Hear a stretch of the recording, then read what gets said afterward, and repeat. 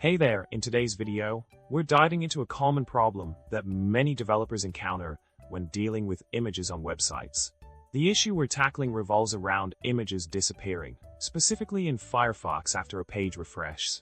Quite a frustrating problem to deal with, right? Now let's get into the solution. The main culprit here is the truncation of the image due to its large size when encoded in Base64.